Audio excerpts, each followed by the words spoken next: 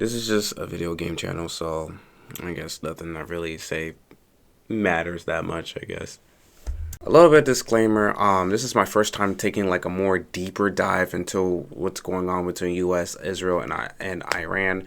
So if there's ever any information that I'm missing, or if any information that I'm interpreting the wrong way, let me know. Let me know in the comment section. I'm all open to criticism or anything like that. So just let me know. This is just a small little gist of my summary of what happened, at least from the past week. So yeah, again, if there's any, I'm open to criticism. If there's anything that I'm missing, let me know in the comment section. And I really appreciate that. And I'm gonna do more research too. So thank you. It has been a very, very anxious 24 hours. And if you guys don't know, I think majority of you guys, if you guys click on this video, must know the war that's going on between United States, Israel, and Iran. Well, it's not technically a war; it's an operation, but an illegal regional war is really what it is.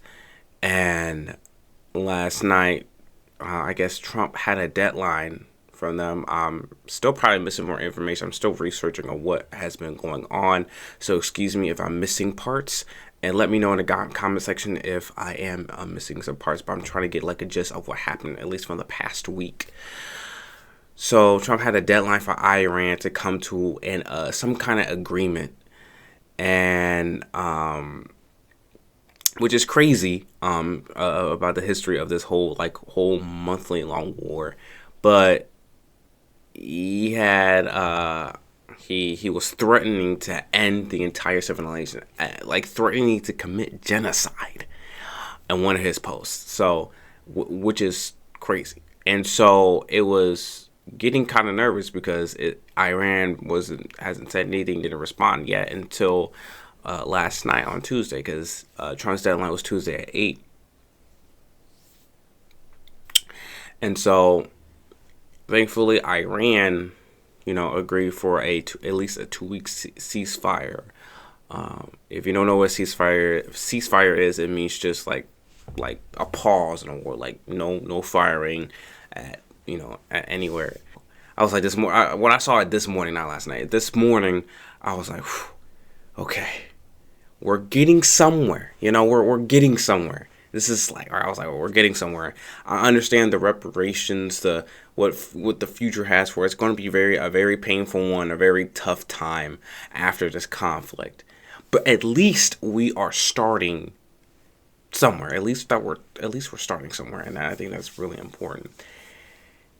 Until like a few hours ago, like everything seemed like it was about to go okay until a few hours ago. So before I go how Israel like screwed us up, Iran had like a 10-point list. So we have a 10-point plan. So first one is an American guarantee of non-aggression with Iran.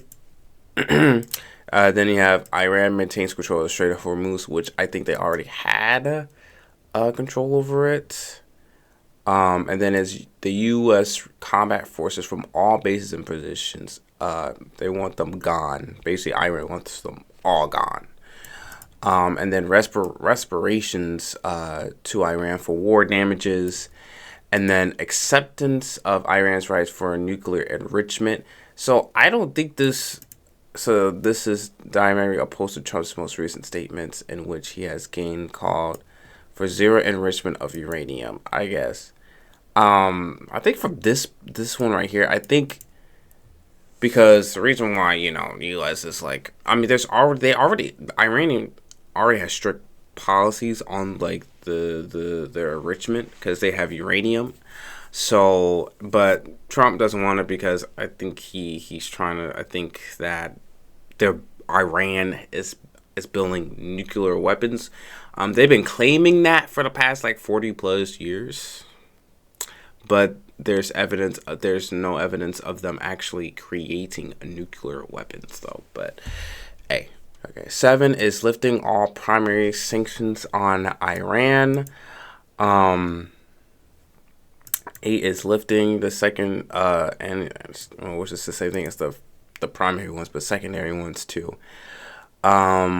termination of all resolutions against Iran by the Board of Governors of the International Atomic Energy Agency. This right here is what Israel is screwing us up in this ceasefire deal, because Israel is basically refusing to do this. I don't think Israel really wants to do this at all. Israel, it says down here that Israel says that the current ceasefire does not apply to its operation in Lebanon. Whether the Lebanon front can be brought into a longer-term deal is an open question. Jeez. Okay. Which is very interesting. So that's where Israel is getting screwing us up right now. And this is like, bro, are we serious right now? So right now it's kind of like what is going to happen. I know Iran has warned the U.S. and Iran like a final warning, to listen to the demands. But who knows if they are? It seems like they're not, and that's what really scares me. But then again, what am I going to do? I'm not going to do. I'm just talking about this. I wish I can myself can stop this, but it's like million, thousand, 100,000, millions of people have already died, and it's just really sad to see. As I'm a 21-year-old male, man, and like growing up into stuff like this. I mean, there's already been bad conflicts throughout history, though, but it's just really tough. Like, it just feels like we got into this war for no reason. Like, this is like a pointless. What I'm researching right now, it just seems like just a pointless war. It really is. This is Israel's war, not ours. We shouldn't really be in this. No one else is really in this, but somehow it's just something about Israel that we need to stay around. And I am trying to research on why that is. But yeah, just let me guys know how you feel in the comment section. Let me know any new information or information that I'm missing. But at least based on the information that I researched right now, that's at least the gist from the past week. But yeah, stay safe out there, guys, and I'm praying for all the families who lost loved ones and people in their family that they're not gonna be seeing again from this pointless war. Well, it's not a war; it's an operation. But what do I know? I'm trying to picture myself of what's going on to the innocent Iranian people over there, and the kids, man. A lot of kids. They hit a elementary school, and it's like all those kids just having a normal day at school would just get bombed. They're gone. That's just it's just something that they think about, and like even when you take a moment to stop and think, it's just so sad, man. It's heavy, and